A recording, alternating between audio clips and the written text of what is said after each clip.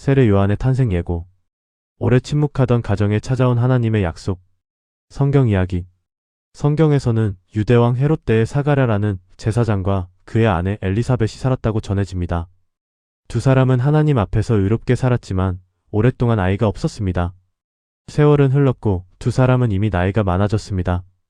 그러던 어느 날 사가랴가 성전에서 분향하는 일을 맡았을 때 천사가 그에게 나타났습니다. 천사는 엘리사벳이 아들을 낳을 것이며 그 아이의 이름을 요한이라 하라고 전했습니다. 이 이야기는 오래 침묵하던 가정에 하나님의 약속이 찾아온 장면으로 전해집니다. 예루살렘 성전에는 향의 연기가 조용히 올라가고 있었습니다. 사람들은 밖에서 기도하고 있었고 성전 안은 깊은 고요에 잠겨 있었습니다.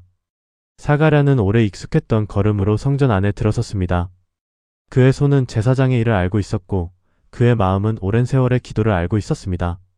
젊은 날에는 아이를 기다리는 마음이 간절했을 것입니다. 하지만 시간이 지나며 그 기다림은 조용한 상처가 되었습니다. 사람들은 쉽게 말했을지도 모릅니다. 왜 저 가정에는 아이가 없을까? 하나님께서 잊으신 것은 아닐까? 그러나 성경은 사가랴와 엘리사벳이 하나님 앞에서 의롭게 살았다고 전합니다. 그들의 빈자리는 벌이 아니라 아직 열리지 않은 하나님의 시간이었습니다. 엘리사벳의 집에는 오래된 침묵이 있었습니다. 아이가 뛰노는 소리 대신 조용한 발걸음과 서로를 살피는 눈빛이 있었습니다.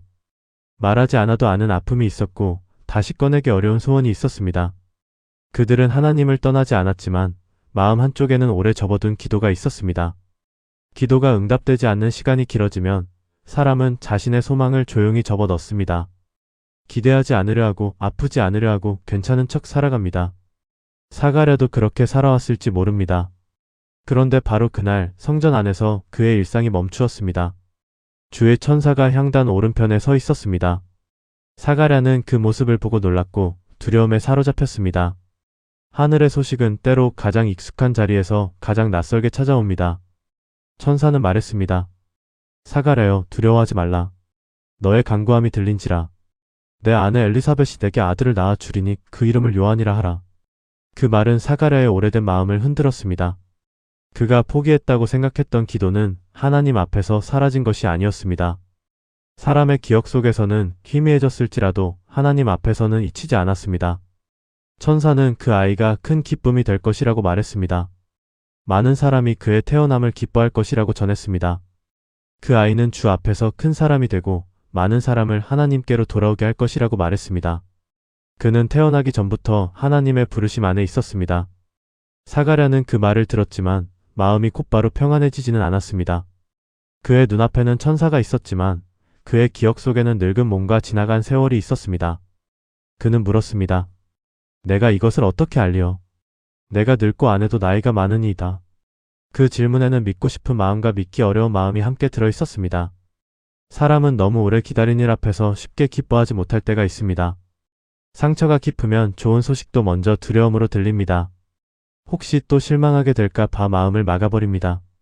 사가랴의 마음도 그렇게 흔들렸습니다. 천사는 자신이 하나님 앞에 서 있는 가브리엘이라고 말했습니다.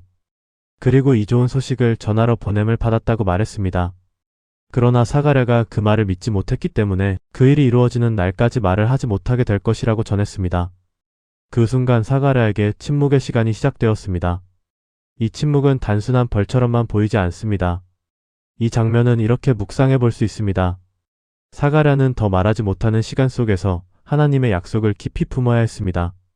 말로 설명할 수 없는 동안 그는 자기 마음의 의심과 두려움을 조용히 마주했습니다. 밖에서 기다리던 사람들은 사가랴가 성전 안에서 오래 머무는 것을 이상하게 여겼습니다. 그가 나왔을 때 그는 말을 하지 못했습니다. 사람들은 그가 성전 안에서 환상을 본 줄 알았습니다. 사가랴는 손짓만 할 뿐이었습니다. 조금 전까지 향을 들이던 제사장의 입은 닫혔고 하나님의 약속은 그의 침묵 속에 머물렀습니다. 그는 맡은 기간이 끝난 뒤 집으로 돌아갔습니다. 그리고 시간이 지나 엘리사벳이 아이를 가지게 되었습니다. 엘리사벳은 조용히 숨었습니다. 그녀의 마음에는 놀라움과 부끄러움과 감사가 함께 있었을 것입니다. 성경에서는 엘리사벳이 주께서 자신을 돌보아 사람들 가운데서 부끄러움을 없게 하셨다고 고백한 것으로 전해집니다. 오랫동안 닫혀있던 가정에 작은 생명의 소식이 찾아왔습니다. 사람들이 끝났다고 생각한 자리에서 하나님은 아직 끝나지 않은 약속을 시작하셨습니다. 사가랴의 침묵은 빈 침묵이 아니었습니다. 그 침묵 안에는 기다림이 있었고 회복이 있었고 하나님께서 하실 일을 바라보는 시간이 있었습니다. 엘리사벳의 태 안에는 장차 길을 준비할 아이가 자라고 있었습니다. 그 아이는 훗날 세례 요한이라 불리며 예수님께서 오실 길을 예비하는 사람이 됩니다. 하지만 이 모든 시작은 크고 화려한 장면이 아니었습니다. 오래 기다리다 지친 한 가정에서 시작되었습니다. 말이 다친 한 제사장과 부끄러움을 안고 살아온 한 여인에게서 시작되었습니다. 하나님은 사람들이 늦었다고 말하는 때에도 일하실 수 있습니다. 우리의 기도가 오래 응답되지 않았다고 해서 그 기도가 아무 의미 없는 것은 아닙니다. 때로 하나님은 기다림을 통해 마음을 깊게 하시고 약속에 담길 자리를 준비하십니다. 지금 마음이 조용히 지쳐 있다면 사가랴와 엘리사벳의 이야기를 기억해도 좋습니다. 하나님은 오래 침묵하던 집도 잊지 않으십니다. 사람들이 끝났다고 생각한 자리에도 하나님은 새로운 시작의 소식을 가져오실 수 있습니다. 그리고 그 소식은 가장 조용한 시간 속에서 먼저 들려옵니다. 마리아에게 찾아온 천사. 두려움 속에서도 주의 뜻대로라고 말한 순간. 성경 이야기. 성경에서는 하나님께서 천사 가브리엘을 갈릴리 나사렛이라는 동네로 보내셨다고 전해집니다. 그 천사는 요셉과 약혼한 젊은 여인 마리아에게 찾아와 은혜를 받은 사람이라 부르며 주께서 함께 하신다고 말했습니다. 마리아는 그 인사를 듣고 크게 놀랐고 그 말이 무엇을 뜻하는지 마음속으로 깊이 생각했습니다. 그러나 천사는 두려워하지 말라고 말하며 그녀가 아들을 낳을 것이고 그 이름을 예수라 하라고 전했습니다. 그 아이는 지극히 높으신 이의 아들이라 불리고 끝이 없는 나라를 다스릴 분으로 전해집니다. 이 이야기는 평범한 한 여인이 두려움 속에서도 하나님의 뜻 앞에 마음을 낮춘 순간으로 전해집니다. 나사렛은 크고 화려한 도시가 아니라 낮은 언덕과 흙길 사이로 사람들의 하루가 천천히 흐르는 작은 마을이었습니다. 아침이면 물을 기르러 가는 발걸음이 있었고 저녁이면 집안에 작은 불빛이 켜지는 조용한 삶의 자리였습니다. 그곳에서 마리아는 사람들에게 크게 알려진 인물이 아니라 앞으로의 삶을 조심스럽게 기다리던 젊은 여인이었습니다. 그녀는 요셉과 약혼한 사람이었고 아직 시작되지 않은 가정과 미래를 마음속에 품고 있었습니다. 그날도 겉으로 보기에는 특별할 것 없는 하루였지만 하나님의 소식은 가장 평범한 시간 속으로 조용히 들어왔습니다. 마리아가 있던 자리에는 낯선 고요가 찾아왔고 익숙한 공기 사이로 설명하기 어려운 두려움과 빛이 스며들었습니다. 그리고 천사 가브리엘이 그녀 앞에 서서 은혜를 받은 자여 평안할지어다. 주께서 너와 함께 하신다고 말했습니다. 그 말은 따뜻한 인사였지만 마리아의 마음은 곧바로 평안해지지 않았습니다. 갑자기 찾아온 은혜의 말은 사람을 기쁘게만 하는 것이 아니라 때로는 마음을 흔들고 자신을 깊이 돌아보게 합니다. 왜 나에게 이런 말이 주어지는지, 내가 무엇을 준비했는지, 이 일을 감당할 수 있는지 묻게 되는 순간이 찾아옵니다. 마리아는 왕궁에 있던 사람도 아니었고 사람들에게 크게 인정받던 사람도 아니었습니다. 작은 마을의 젊은 여인에게 하늘의 인사가 찾아왔다는 사실은 하나님의 시선이 세상의 크기와 다르다는 것을 보여줍니다. 천사는 마리아의 흔들리는 마음을 아는 듯이 다시 말했습니다. 마리아여, 두려워하지 말라. 내가 하나님께 은혜를 입었느니라. 하나님께서 사람을 부르실 때 먼저 그 사람의 두려움을 아신다는 사실은 이 장면에서 조용히 드러납니다. 하나님은 마리아에게 큰일을 맡기시기 전에 그녀가 혼자 두려움 속에 서 있지 않도록 먼저 붙들어 주셨습니다. 믿음은 두려움이 전혀 없는 상태가 아니라 두려움이 있어도 하나님의 말씀 앞에 머무는 마음일 수 있습니다. 천사는 마리아가 아들을 낳을 것이며 그 이름을 예수라 하라고 전했습니다. 그 아이는 큰 자가 되고 지극히 높으신 이의 아들이라 불리며 다윗의 왕위를 이어받을 것이라고 말했습니다. 마리아에게 그 말은 한 사람의 삶을 넘어 하나님께서 이루실 큰 이야기의 문이 열리는 소식이었습니다. 하지만 그 소식이 크고 거룩할수록 마리아의 마음에는 더 깊은 떨림과 질문이 일어났습니다. 그래서 그녀는 나는 남자를 알지 못하니 어찌 일이 있으리까 하고 물었습니다. 그 질문은 하나님의 뜻을 거절하는 말이 아니라 알 수 없는 길 앞에서 나온 정직한 떨림이었습니다. 마리아는 이해하지 못하는 것을 아는 척하지 않았고 자기 마음에 있는 질문을 하나님 앞에 숨기지도 않았습니다. 믿음은 질문이 전혀 없는 얼굴만을 뜻하지 않으며 질문을 품고도 하나님 앞을 떠나지 않는 마음이기도 합니다. 천사는 성령이 그녀에게 임하시고 지극히 높으신 이의 능력이 그녀를 덮으실 것이라고 말했습니다. 그리고 친족 엘리사벳도 늙은 나이에 아이를 가졌으며 하나님께는 불가능한 일이 없다고 전했습니다. 그 말은 마리아의 마음에 조용히 내려앉았지만 그렇다고 앞길이 모두 분명해진 것은 아니었습니다. 사람들이 무엇이라 말할지, 요셉이 이를 어떻게 받아들일지 마리아는 아직 알 수 없었습니다. 평범했던 삶은 전혀 다른 길 앞에 서게 되었고 그 길에는 오해와 외로움과 설명하기 어려운 시간이 있을 수 있었습니다. 그러나 마리아는 모든 답을 받은 뒤에 순종한 것이 아니었고 두려움이 완전히 사라진 뒤에야 고백한 것도 아니었습니다. 그녀는 알 수 없는 길 앞에서 마음을 낮추고 보소서, 나는 주의 여종이 오니 말씀대로 내게 이루어지이다 하고 말했습니다. 이 말은 크고 화려한 선언이 아니라 자신의 생애를 하나님의 말씀 앞에 조용히 내어드리는 깊은 대답이었습니다. 마리아는 자신이 모든 것을 감당할 수 있다고 말한 것이 아니라 하나님의 말씀이 자기 삶 안에서 이루어지기를 받아들였습니다. 그 순간 천사는 그녀를 떠났고 방 안에는 다시 고요가 찾아왔습니다. 그러나 그 고요는 이전과 같은 고요가 아니었고 마리아의 마음 안에는 하나님의 약속이 머물기 시작했습니다. 세상은 아직 아무것도 알지 못했고 나사렛의 길도 여전히 조용했지만 하나님께서 시작하신 이야기는 이미 움직이고 있었습니다. 가장 낮고 조용한 자리에서 구원의 이야기는 한 여인의 작고 진실한 대답을 통해 시작되고 있었습니다. 마리아의 이야기는 오늘 우리에게도 조용히 말해줍니다. 하나님은 크고 강한 사람만 찾으시는 분이 아니라 두려움 속에서도 말씀 앞에 서려는 마음을 찾아오십니다. 지금 앞길이 보이지 않아 마음이 흔들린다면 마리아의 고백을 기억해도 좋습니다. 모든 것을 다 알아야만 한 걸음을 내디딜 수 있는 것은 아닙니다. 은혜는 때로 두려움 속으로 찾아오고 믿음은 그 자리에서 조용히 대답하기 시작합니다. 요셉의 꿈. 이해할 수 없는 상황 속에서도 사랑으로 지키는 사람. 성경 이야기. 성경에서는 예수 그리스도의 나심이 이렇게 전해집니다. 마리아는 요셉과 약혼한 사이였지만 두 사람이 함께 살기 전에 성령으로 잉태된 일이 드러났습니다. 요셉은 의로운 사람이었고 마리아를 드러내어 부끄럽게 하고 싶지 않아 조용히 끊고자 마음먹었습니다. 그러나 그가 이 일을 생각하고 있을 때 주의 천사가 꿈에 나타나 그에게 두려워하지 말라고 말했습니다. 이 이야기는 이해할 수 없는 상황 속에서도 누군가를 함부로 무너뜨리지 않고 사랑으로 지키는 한 사람의 믿음으로 전해집니다. 요셉이 살던 세상에서 약혼은 가벼운 약속이 아니었습니다. 그것은 이미 서로에게 책임이 시작된 관계였고 사람들의 시선 안에서도 무겁게 여겨지는 일이었습니다. 요셉은 마리아와 함께할 미래를 조용히 그려보았을 것입니다. 어떤 집을 이루고 어떤 하루를 살아가며 어떤 마음으로 서로를 지킬지 생각했을 것입니다. 그런데 어느 날 요셉은 받아들이기 어려운 소식을 마주하게 됩니다. 마리아가 아이를 가졌다는 사실은 그의 마음을 깊이 흔들었고 그가 알던 미래를 한순간에 무너뜨렸습니다. 요셉은 그 일을 쉽게 이해하지 못했습니다. 마리아의 말을 어디까지 믿어야 하는지, 앞으로 무엇을 선택해야 하는지 알지 못했습니다. 그의 마음에는 상처와 혼란이 함께 있었고 말로 다 설명하기 어려운 침묵이 내려앉았습니다. 사람은 사랑하는 사람을 믿고 싶으면서도 눈앞의 현실 앞에서 마음이 무너질 때가 있습니다. 요셉도 그런 밤을 지나고 있었습니다. 그러나 성경은 요셉을 의로운 사람이라고 전합니다. 그 의로움은 차갑게 판단하고 벌을 주려는 마음이 아니었습니다. 요셉은 자신이 입은 상처를 이유로 마리아를 사람들 앞에 세우고 싶지 않았습니다. 그는 분노를 앞세우지 않았고 사람들의 말로 그녀를 무너뜨리려 하지 않았습니다. 그가 선택하려던 길은 조용히 끊는 길이었습니다. 그 길도 아픈 길이었지만 적어도 마리아를 공개적으로 부끄럽게 하지 않으려는 마음이 담겨 있었습니다. 요셉의 침묵에는 약함만 있었던 것이 아닙니다. 그 침묵 안에는 자기 아픔을 붙들고도 상대를 함부로 해치지 않으려는 깊은 절제가 있었습니다.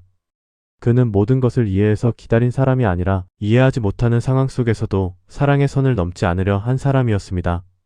그 밤 요셉은 이 일을 마음속으로 깊이 생각하고 있었습니다. 생각은 길어지고 마음은 쉽게 가라앉지 않았을 것입니다. 그때 주의 천사가 꿈에 나타나 말했습니다. 다윗의 자손 요셉아, 내 아내 마리아 데려오기를 무서워하지 말라. 그에게 잉태된 자는 성령으로 된 것이라. 이 말씀은 요셉의 마음속 가장 깊은 두려움 안으로 들어왔습니다.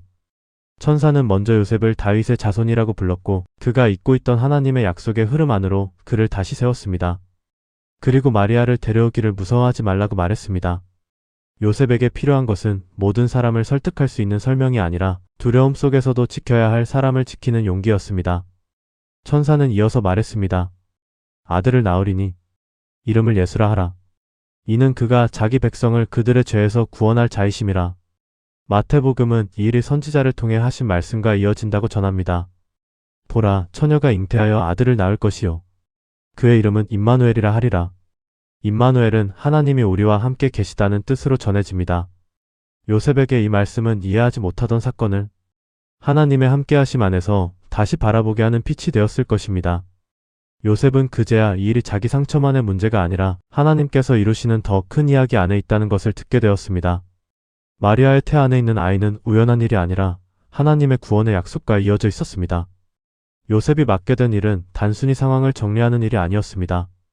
그는 마리아를 보호하고 아이에게 이름을 주며 하나님의 약속이 사람들의 삶 속에 자리 잡도록 곁을 지키는 사람이 되어야 했습니다. 그 부르심은 조용했지만 결코 가볍지 않았습니다. 아침이 되었을 때 요셉은 꿈에서 깨어났습니다. 밤새 그를 흔들던 두려움이 완전히 쉬운 감정으로 바뀐 것은 아니었을 것입니다. 사람들의 시선이 사라진 것도 아니었고 앞으로 설명해야 할 일들이 모두 해결된 것도 아니었습니다. 그러나 요셉은 주의 천사가 분부한 대로 행했습니다. 그는 마리아를 데려왔습니다. 이 한 문장은 짧지만 그 안에는 큰 믿음과 사랑의 무게가 담겨 있습니다.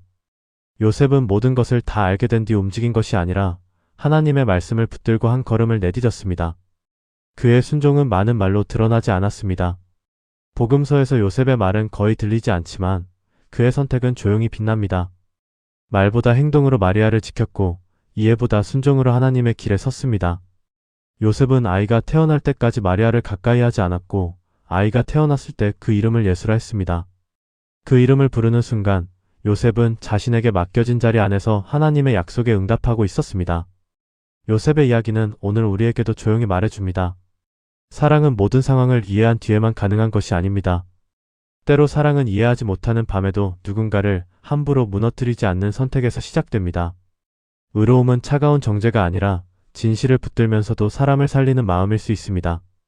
지금 설명되지 않는 상황 앞에서 마음이 흔들린다면 요셉의 조용한 순종을 기억해도 좋습니다.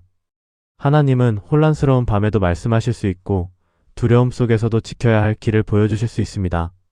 그리고 어떤 믿음은 큰 말이 아니라 아침에 일어나 사랑으로 한 사람을 지키는 작은 행동으로 드러납니다.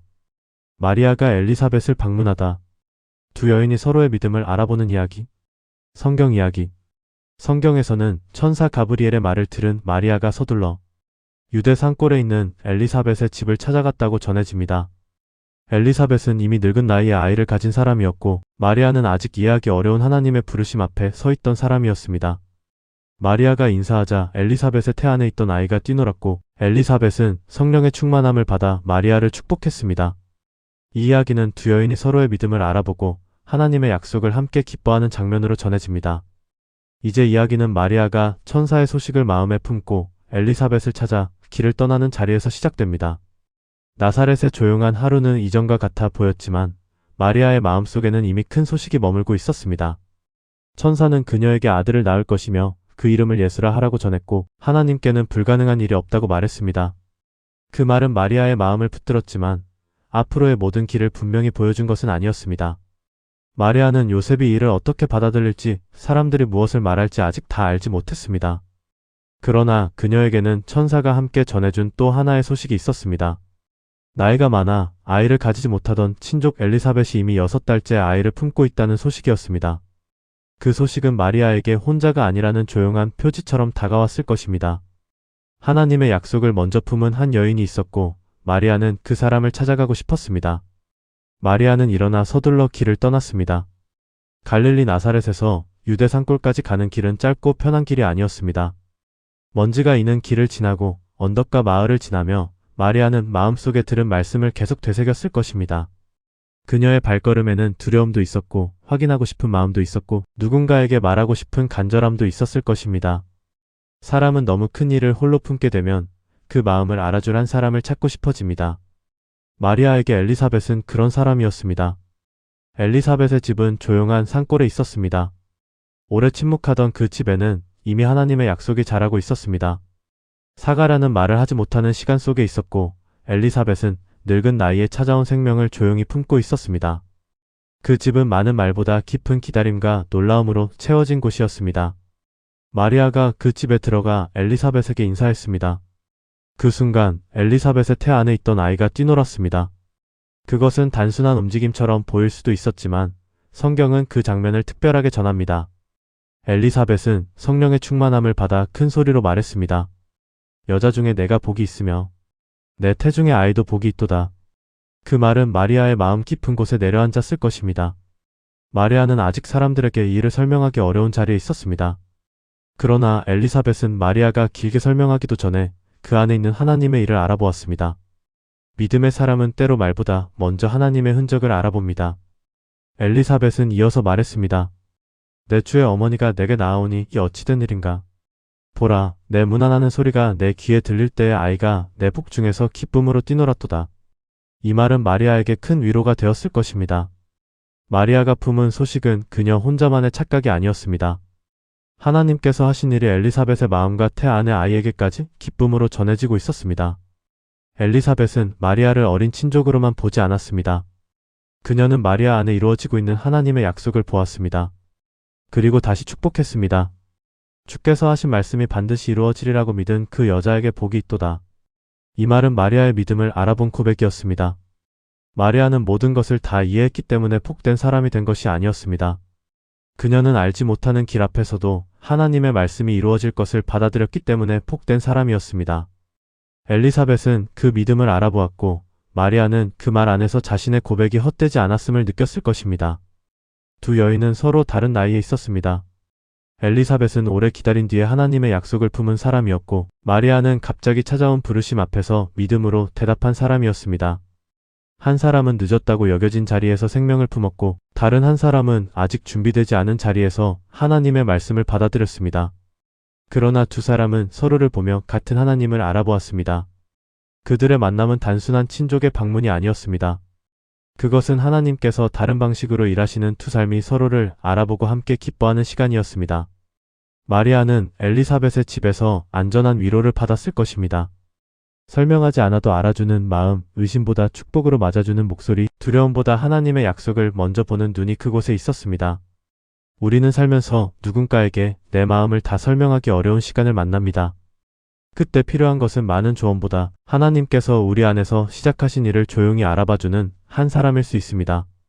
마리아와 엘리사벳의 만남은 믿음이 혼자만의 길이 아니라는 사실을 보여줍니다. 하나님은 때로 한 사람의 믿음을 다른 사람의 믿음 곁에 세워주십니다. 그리고 서로를 통해 두려움은 조금 가라앉고 약속은 더 분명해지며 마음은 다시 힘을 얻습니다. 지금 혼자 감당하기 어려운 마음을 품고 있다면 이 두 여인의 만남을 기억해도 좋습니다. 하나님의 약속은 때로 한 사람의 마음속에서 시작되지만 믿음의 위로는 서로를 알아보는 만남 속에서 더 깊어질 수 있습니다. 누군가의 믿음이 나의 두려움을 붙들어줄 때가 있고 나의 작은 고백이 또 다른 사람의 기다림을 기쁘게 할 때도 있습니다. 그렇게 하나님은 조용한 만남 안에서도 서로를 살리는 위로를 준비하십니다. 마리아의 창가. 낮은 사람을 돌아보시는 하나님을 노래한 밤. 성경 이야기. 성경에서는 마리아가 엘리사벳의 축복을 들은 뒤 하나님을 찬양했다고 전해집니다. 마리아는 자신에게 일어난 일을 자기 힘이나 자랑으로 말하지 않고 낮은 사람을 돌아보시는 하나님의 은혜로 노래했습니다. 그 창가는 하나님께서 교만한 자를 흩으시고 낮은 사람을 높이시며 줄인 사람을 좋은 것으로 배부르게 하신다는 고백으로 이어집니다. 이 이야기는 두려움 속에 부르심을 받은 마리아가 하나님의 뜻 안에서 자기 삶을 다시 바라보게 되는 장면으로 전해집니다. 이제 이야기는 엘리사벳의 집에서 마리아가 뜻밖의 축복을 들은 뒤 조용히 마음을 여는 자리에서 시작됩니다. 마리아는 나사렛에서 먼 길을 걸어 엘리사벳을 찾아왔고 그 집에서 자신이 혼자가 아니라는 깊은 위로를 받았습니다. 엘리사벳은 마리아가 길게 설명하기도 전에 그녀 안에 있는 하나님의 일을 알아보았습니다. 그 축복은 마리아의 두려운 마음을 부드럽게 감싸주었고 그녀가 품고 있던 고백을 밖으로 나오게 했습니다. 마리아는 아직 앞으로의 길을 다 알지 못했습니다. 요셉이 이를 어떻게 받아들일지, 사람들이 무엇이라 말할지, 앞으로 어떤 시간을 지나게 될지 마리아는 다 알지 못했습니다. 그러나 엘리사벳의 말은 마리아가 들은 하나님의 약속이 헛된 것이 아님을 확인해 주었습니다. 그때 마리아의 마음 깊은 곳에서 찬양이 시작되었습니다. 그 찬양은 상황이 모두 편안해진 뒤에 부른 노래가 아니었습니다. 그것은 여전히 알지 못하는 길 앞에 서 있으면서도 하나님께서 자신을 돌아보셨다는 믿음에서 나온 노래였습니다. 마리아는 말했습니다. 내 영혼이 주를 찬양하며 내 마음이 하나님 내 구주를 기뻐하였음은. 이 고백은 마리아의 마음이 어디를 바라보고 있는지를 보여줍니다. 마리아는 자기에게 일어난 놀라운 일을 먼저 자기 자랑으로 붙들지 않았습니다. 그녀는 자신의 이름보다 먼저 하나님을 높였고 자기 미래보다 먼저 하나님의 구원을 기뻐했습니다. 믿음의 찬양은 때로 상황이 완전히 정리된 자리에서가 아니라 아직 흔들리는 마음이 하나님을 바라보기 시작하는 자리에서 태어납니다. 마리아는 이어서 말했습니다. 그의 여종의 비천함을 돌보셨음이라. 이 말 안에는 마리아가 자기 자신을 어떻게 보고 있었는지가 담겨 있습니다. 그녀는 높은 자리에 있던 사람이 아니었고 세상에서 특별히 주목받던 사람도 아니었습니다. 갈릴리 나사렛의 작은 마을에서 살아가던 젊은 여인이었고 사람들의 눈에는 크고 대단한 사람이 아니었습니다. 그러나 하나님은 그 낮은 자리를 보셨습니다. 사람들이 지나치기 쉬운 삶을 하나님은 지나치지 않으셨고 조용한 마음을 하나님은 잊지 않으셨습니다. 마리아의 창가는 바로 그 사실에서 시작됩니다. 하나님은 높은 곳만 바라보시는 분이 아니라 낮은 곳에 있는 사람을 돌아보시는 분이라는 고백입니다. 마리아는 자신에게 큰일이 일어났다고 말했습니다. 보라, 이제 후로는 만세의 나를 복이 있다 일컬으리로다. 능하신 이가 큰일을 내게 행하셨으니 그 이름이 거룩하시며. 이 말은 마리아가 자신을 높이는 말이 아니었습니다. 그녀는 자신이 위대해서 복된 사람이 되었다고 말하지 않았습니다. 하나님께서 낮은 자신을 돌아보셨기 때문에 그 은혜가 자기 삶을 복되게 만들었다고 고백한 것입니다. 복은 자기 힘으로 올라간 사람이 얻는 훈장이 아니라 하나님께서 돌아보신 삶에 임하는 은혜일 수 있습니다. 마리아의 노래는 개인의 감사에서 멈추지 않고 하나님께서 세상을 어떻게 바라보시는지로 넓어집니다. 그녀는 하나님께서 마음의 생각이 교만한 자들을 흩으신다고 노래했습니다. 권세 있는 자를 그 자리에서 내리시고 낮은 자를 높이신다고 고백했습니다. 줄인 사람을 좋은 것으로 배부르게 하시고 부한 사람을 빈손으로 보내신다고 노래했습니다. 이 말은 단순히 세상의 자리가 뒤바뀐다는 이야기가 아닙니다. 하나님 앞에서는 사람의 높고 낮음이 세상의 기준대로 정해지지 않는다는 고백입니다. 사람은 겉으로 보이는 힘과 이름과 가진 것으로 평가하지만 하나님은 낮은 마음과 기다림과 믿음을 보십니다. 마리아는 자신의 작은 삶 안에서 그런 하나님의 마음을 보게 되었습니다. 그녀는 아직 어린 여인이었지만 그녀의 찬양은 깊고 넓었습니다. 자기에게 찾아온 은혜를 통해 오래전부터 자기 백성을 기억하시고 긍휼히 여기신 하나님을 노래했습니다. 마리아는 말했습니다. 그 종 이스라엘을 도우사 긍휼히 여기시고 기억하시되. 하나님의 약속은 마리아 한 사람의 이야기에서 시작된 것이 아니었습니다. 아브라함에게 하신 약속과 이스라엘을 향한 긍휼이 이제 마리아의 삶 안에서 새롭게 움직이고 있었습니다. 마리아는 자신의 작은 순종이 하나님의 큰 이야기 안에 연결되어 있음을 찬양으로 고백했습니다. 그 순간 엘리사벳의 집은 조용한 찬양의 자리로 바뀌었습니다. 두 여인은 세상 중심에 있던 사람들이 아니었습니다. 한 사람은 늙은 나이에 아이를 품은 여인이었고 다른 한 사람은 아직 젊고 두려운 부르심 앞에 선 여인이었습니다. 그러나 하나님은 그들의 낮은 자리 안에서 구원의 이야기를 시작하고 계셨습니다. 마리아의 창가는 그래서 더 따뜻하게 들립니다. 그 노래는 강한 사람이 약한 사람을 내려다보는 노래가 아니라 낮은 자리에 있던 사람이 하나님께 돌아보심을 받은 뒤 부르는 감사의 노래입니다. 그 노래는 우리에게도 조용히 묻습니다. 나는 무엇을 복이라고 생각하고 있는가? 나는 높아지는 것만을 은혜라고 여기고 있는가? 아니면 낮은 자리에서도 나를 잊지 않으시는 하나님을 바라볼 수 있는가? 이제 이야기는 우리 마음에 조용한 위로를 남깁니다. 하나님은 사람들이 크게 보지 않는 자리도 지나치지 않으시고 조용히 기다리는 마음도 잊지 않으십니다. 마리아의 찬양은 낮은 사람을 높이시는 하나님의 마음을 우리에게 다시 들려줍니다. 지금 스스로 작고 부족하게 느껴지는 시간을 지나고 있다면 하나님께서 낮은 자리를 돌아보신다는 이 노래를 조용히 기억해도 좋습니다. 오늘 이 이야기가 낮은 마음으로 하루를 견디는 분들에게 작은 위로와 소망이 되기를 바라겠습니다. 세례 요한의 탄생. 닫혔던 입이 다시 열리고 찬양이 시작된 날. 성경 이야기. 성경에서는 엘리사벳이 때가 차서 아들을 낳았고 이웃과 친족들이 함께 기뻐했다고 전해집니다. 아이가 태어난 지 여드레 되는 날 사람들은 관례대로 아버지의 이름을 따라 사가랴라 부르려 했습니다. 그러나 엘리사벳은 그 아이의 이름이 요한이라고 말했고 사가랴도 서판에 같은 이름을 적었습니다. 그 순간 닫혀있던 사가랴의 입이 열렸고 그는 하나님을 찬송하기 시작했습니다. 이 이야기는 오래 침묵하던 집에 약속이 이루어지고 닫혔던 입이 다시 열리며 찬양이 시작된 날로 전해집니다. 이제 이야기는 엘리사벳이 아이를 낳고 오래 기다리던 집에 기쁨이 가득 차오르던 자리에서 시작됩니다.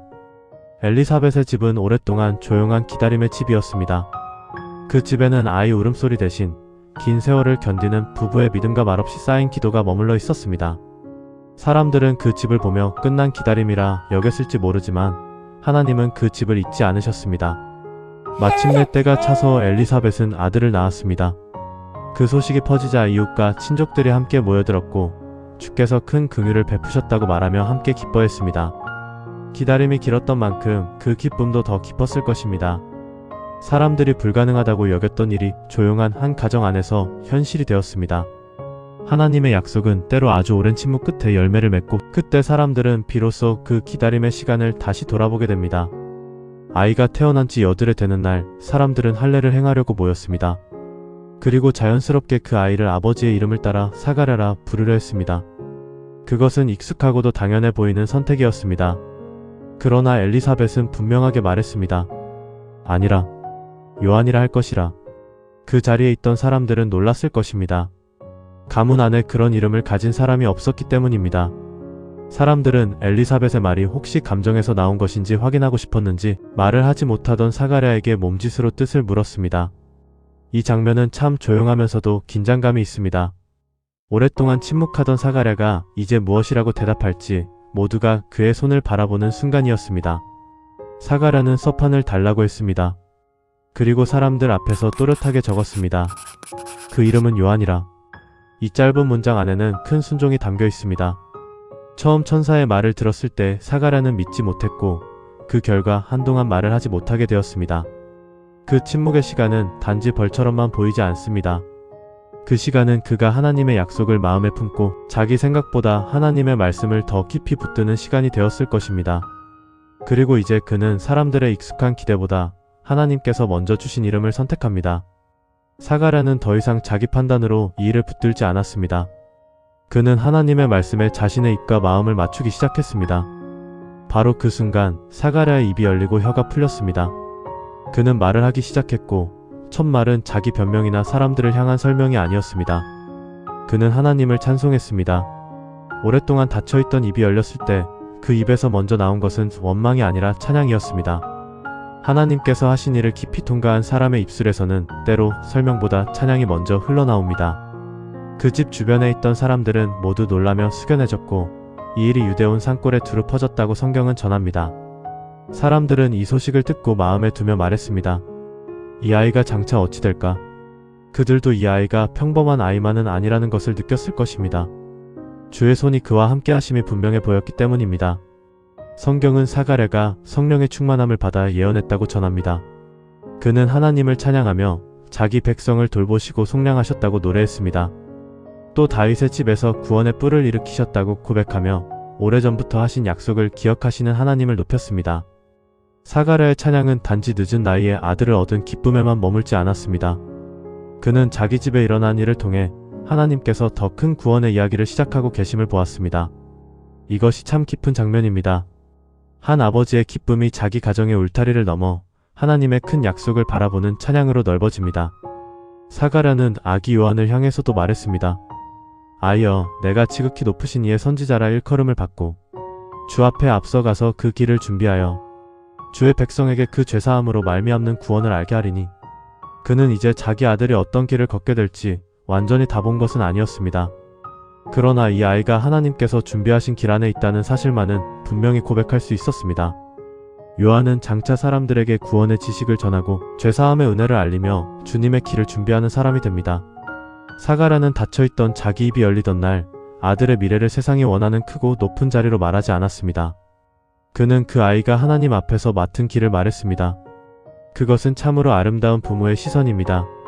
내 아이가 얼마나 높아질지를 먼저 말하는 것이 아니라 하나님의 뜻 안에서 어떤 길을 걷게 될지를 바라보는 시선입니다. 오래 침묵하던 사가랴의 집에는 이제 아기 울음소리와 찬양이 함께 있었습니다. 엘리사벳은 아이를 품에 안고 있었고 사가랴는 열려진 입으로 하나님을 높이고 있었습니다. 이 집은 한때 사람들의 눈에 부족해 보이던 집이었지만 이제는 약속이 이루어진 증거가 되었습니다.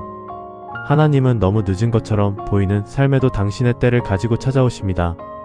그리고 그때가 오면 닫혀있던 문도 열리고 멈춰있던 찬양도 다시 시작될 수 있습니다. 이제 이야기는 우리 마음에 조용한 위로를 남깁니다. 하나님은 오래 침묵하던 집도 잊지 않으시고 기다림이 길었던 마음에도 때가 차면 기쁨을 허락하실 수 있습니다. 사가랴의 열린 입은 하나님의 약속이 이루어질 때 침묵이 찬양으로 바뀔 수 있음을 우리에게 보여줍니다. 지금 오래 기다리는 시간 속에 있다면 하나님께서 닫혀있던 마음에도 다시 노래를 시작하게 하실 수 있다는 사실을 기억해 보아도 좋겠습니다. 오늘 이야기가 오래 기다림 속에서도 하나님의 때를 조용히 바라보는 마음의 작은 위로와 소망이 되기를 바라겠습니다. 베들레헴으로 가는 길. 불편한 길 위에서 시작된 가장 낮은 탄생. 성경 이야기. 성경에서는 로마 황제 가이사 아구스도가 온 세상에 호적하라는 명령을 내렸다고 전해집니다.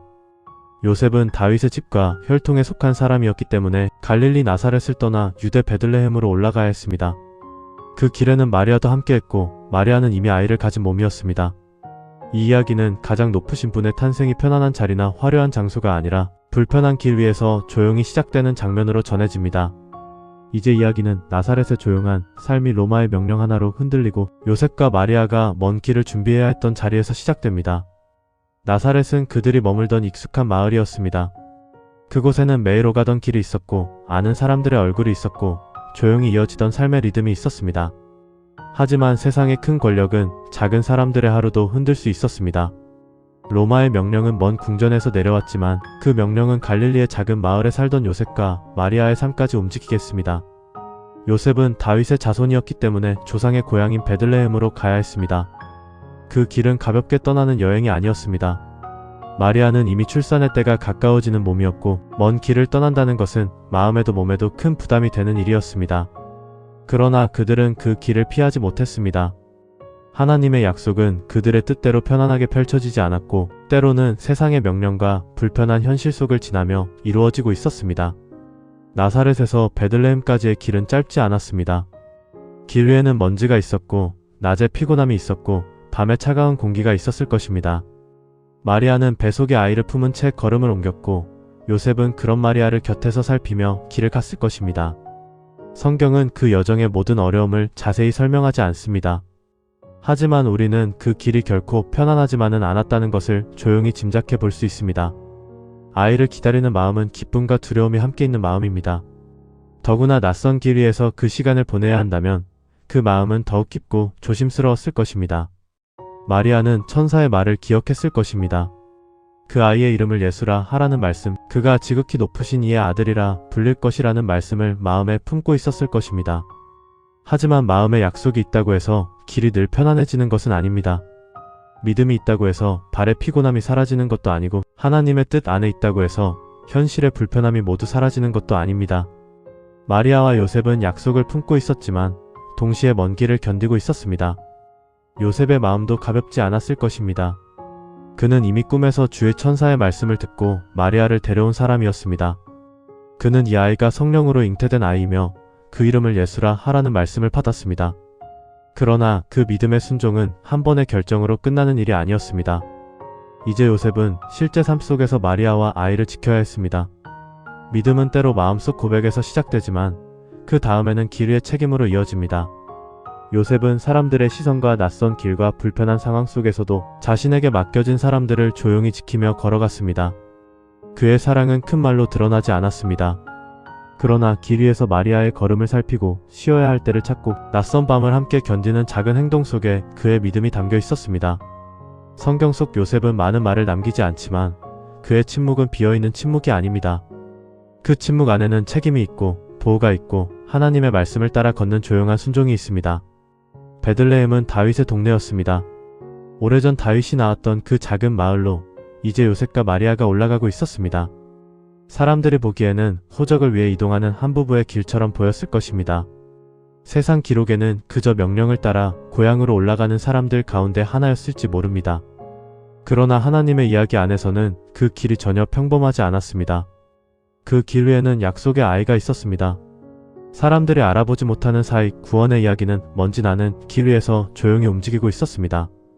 하나님은 큰 소리로 세상을 흔들며 시작하지 않으셨습니다.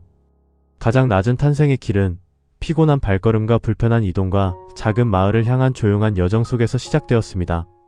베들레헴에 가까워질수록 마리아의 몸은 더 무거웠을 것입니다. 출산의 때가 가까워지고 있었고 요셉의 마음에도 긴장이 깊어졌을 것입니다. 그들이 기대했던 것은 특별한 대접이 아니었을지 모릅니다. 다만 몸을 누일 자리, 잠시 쉴 공간, 아이를 맞을 수 있는 작은 평안이 필요했을 것입니다. 그러나 하나님의 아들이 오시는 길은 사람들의 예상처럼 준비되어 있지 않았습니다. 왕의 탄생이라면 화려한 궁전과 많은 사람들의 환영이 어울릴 것 같지만 복음서가 전하는 길은 전혀 달랐습니다. 그 탄생은 불편했고 낮았고 조용했습니다. 하늘의 영광은 사람들의 눈에 크고 빛나는 방식으로 먼저 나타나지 않았습니다. 오히려 피곤한 길 위에서 자리를 찾는 한 부부의 작고 낮은 모습 속으로 내려오고 있었습니다. 이것이 성경이 전하는 놀라운 방식입니다. 가장 높으신 분이 가장 낮은 자리로 오시고 세상이 크게 보지 않는 길 위에서 하나님의 구원이 시작됩니다. 마리아와 요셉의 베들레헴 길은 우리에게 믿음의 길이 늘 편안한 길만은 아니라는 사실을 보여줍니다. 하나님의 약속을 품고 있어도 길은 멀 수 있고 마음은 불안할 수 있으며 몸은 지칠 수 있습니다. 그러나 불편한 길이라고 해서 하나님이 그 길에 계시지 않는 것은 아닙니다. 때로 하나님은 가장 준비되지 않은 자리처럼 보이는 곳에서 가장 깊은 은혜를 시작하십니다.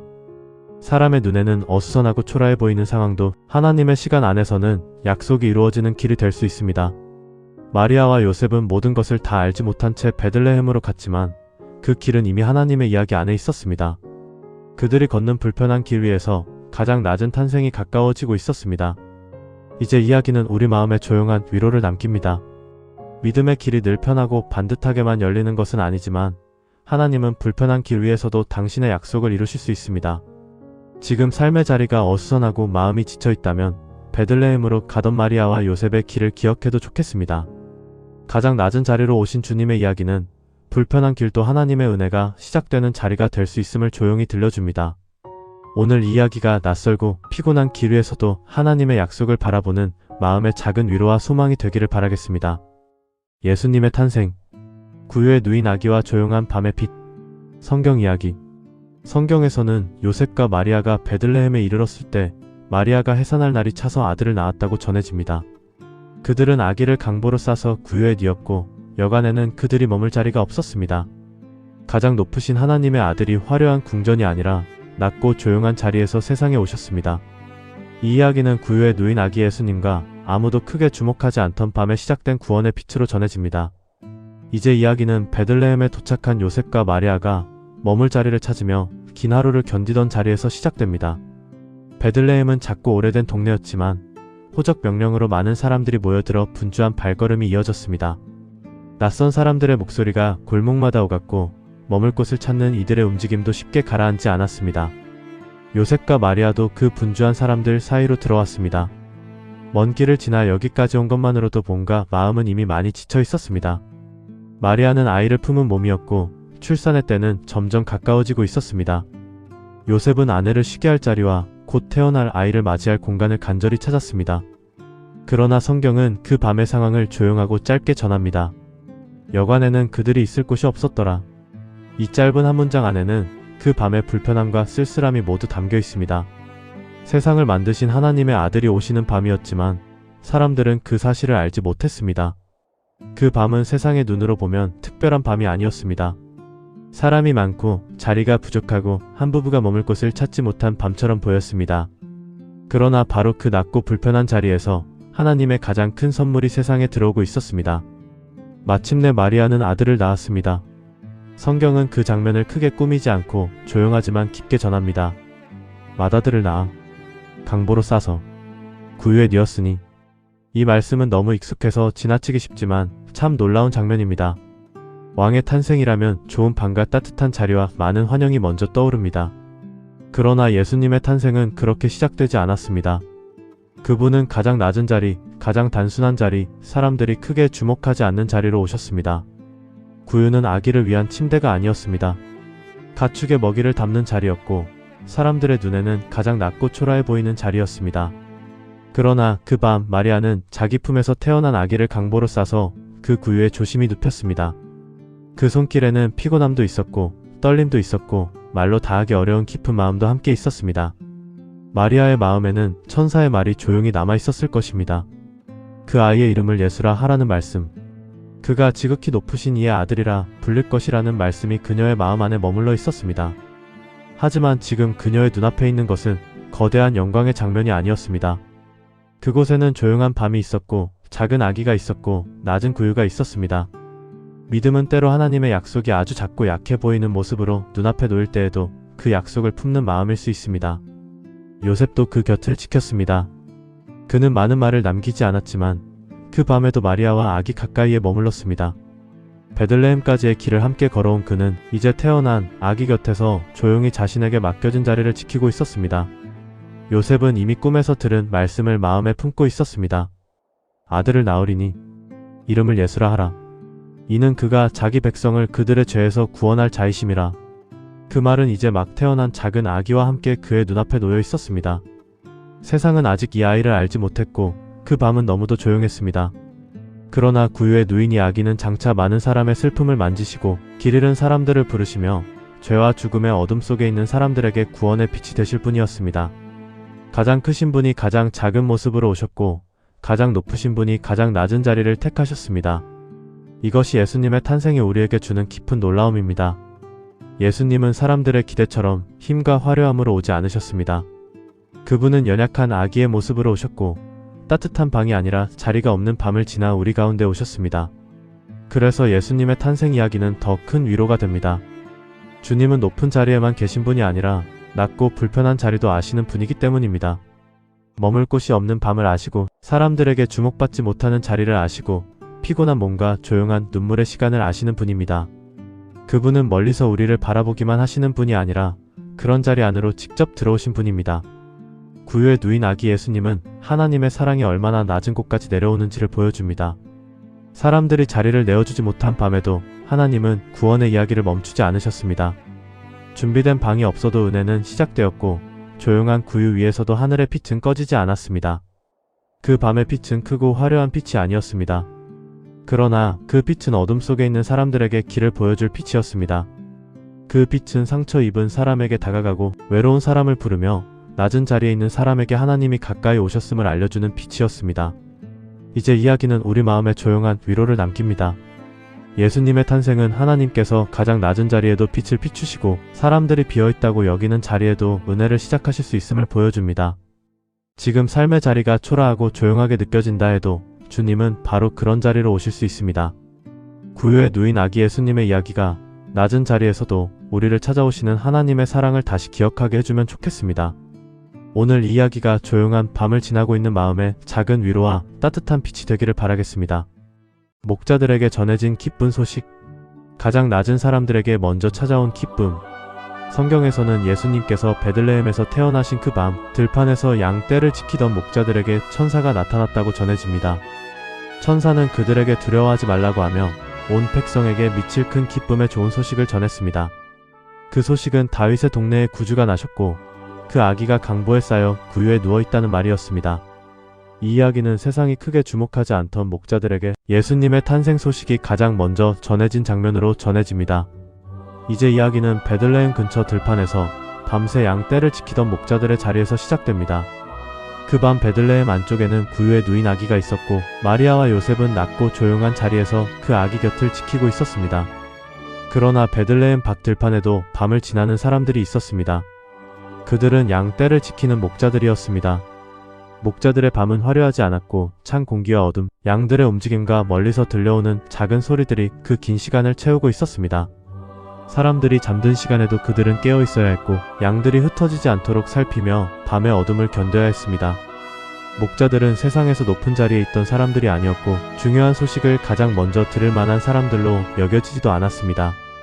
그들의 일은 고되고 조용했으며 많은 사람의 눈에는 평범하고 낮아 보이는 일이었습니다. 그러나 하나님은 그 밤 바로 그 들판을 찾아오셨습니다.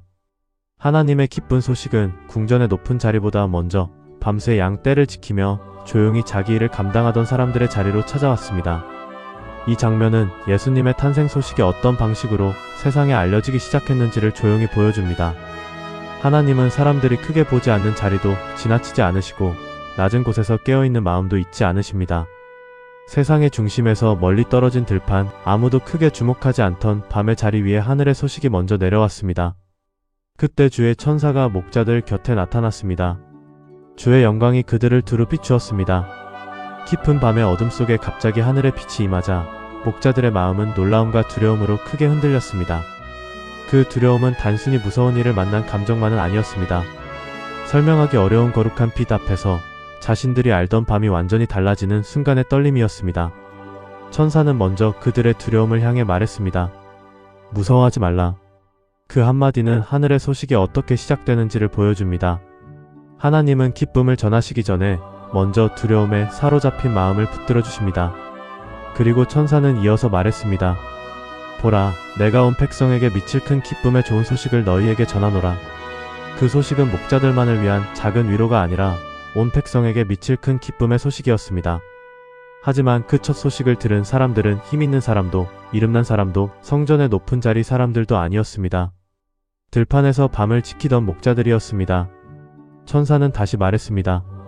오늘 다윗의 동네에 너희를 위하여 구주가 나셨으니 곧 그리스도 주시니라. 그 말은 베들레헴의 조용한 밤을 완전히 다르게 비추었습니다. 사람들이 몰라본 그 아기는 단순한 아이가 아니었습니다.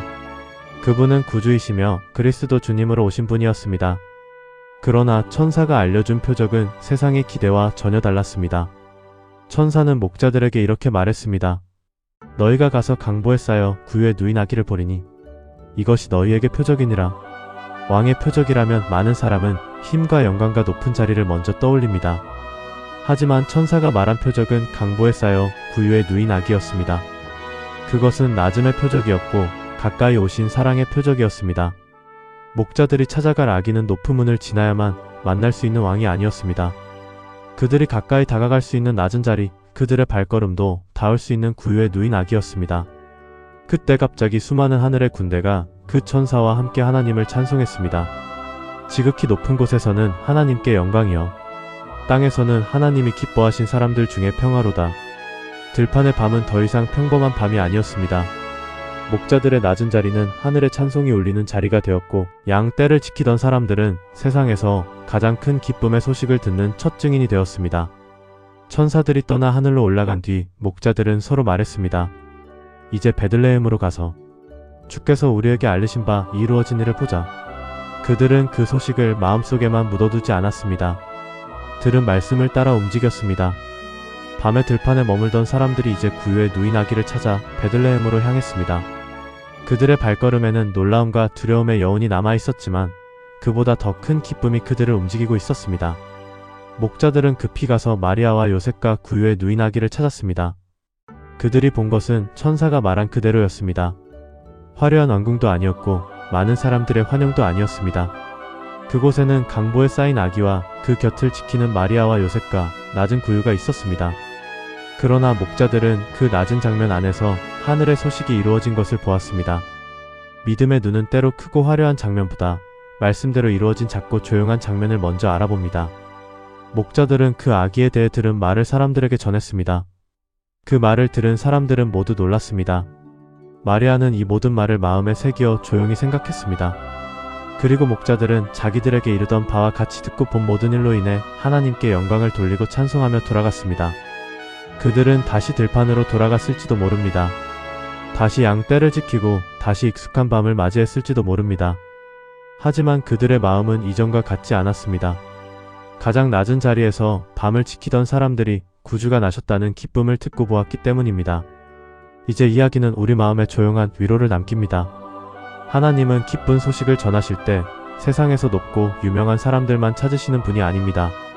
낮은 자리에서 조용히 자기 일을 감당하는 사람들, 누구도 크게 알아주지 않는 밤을 지나고 있는 사람들에게도 하늘의 기쁨은 찾아올 수 있습니다. 목자들에게 먼저 전해진 소식은 예수님의 기쁨이 낮은 사람들에게도 가까이 와 있다는 사실을 보여줍니다. 지금 내 자리가 작고 평범하게 느껴진다 해도 하나님은 그 자리 위에도 빛을 비추실 수 있습니다. 오늘 이야기가 조용한 밤을 지나는 마음의 큰 기쁨의 소식을 다시 기억하게 하는 작은 위로가 되기를 바라겠습니다. 예수님의 이름을 받다. 한 아이에게 맡겨진 구원의 이름. 성경에서는 예수님께서 태어나신 지 여드레가 되었을 때 아이에게 할례를 행하고 그 이름을 예수라 하였다고 전해집니다. 그 이름은 마리아가 아이를 잉태하기 전에 천사가 미리 알려준 이름이었습니다. 예수라는 이름에는 자기 백성을 죄에서 구원하실 분이라는 뜻이 담겨 있습니다. 이 이야기는 구유에 누인 작은 아기에게 하늘이 먼저 정해주신 구원의 이름이 주어진 장면으로 전해집니다. 이제 이야기는 베들레헴의 조용한 밤이 지나고 마리아와 요셉이 아기와 함께 여드레째 날을 맞이하는 자리에서 시작됩니다. 구유에 누인 아기를 바라보던 밤은 지나갔지만 그 밤의 놀라움은 마리아와 요셉의 마음 안에 계속 머물러 있었을 것입니다. 목자들이 찾아와 천사가 전해준 소식을 말했고 마리아는 그 모든 말을 마음에 새기어 조용히 생각했습니다. 아직 세상은 이 아이를 알아보지 못했지만 낮은 자리에서 일어난 일들은 이미 하나님의 약속 안에서 움직이고 있었습니다. 마리아와 요셉에게 아기는 아주 작고 연약한 생명이었습니다. 울음소리를 내고 품에 안겨야 하고 보호를 받아야 하는 갓 태어난 아이였습니다. 그러나 그 작은 아이에게 주어진 이름은 하늘의 약속과 이어져 있었습니다. 태어나기 전부터 천사는 마리아에게 말했습니다. 아들을 낳으리니 그 이름을 예수라 하라. 요셉에게도 꿈속에서 같은 이름이 전해졌습니다. 아들을 낳으리니 이름을 예수라 하라. 이는 그가 자기 백성을 그들의 죄에서 구원할 자이심이라. 그 이름은 부모가 단지 아름답게 들려서 고른 이름이 아니었습니다. 마리아와 요셉이 자기 바람을 담아 만든 이름도 아니었습니다. 예수라는 이름은 하나님께서 먼저 주신 이름이었고 그 아이가 장차 누구이신지를 조용히 알려주는 이름이었습니다. 사람의 눈에는 구유에 누인 아기였지만 하늘의 말씀 안에서는 구원의 이름을 가진 아이였습니다. 여드레째 되는 날 그 아이는 이스라엘의 언약 안에서 할례를 받았습니다. 이 장면은 크게 화려하지 않았습니다.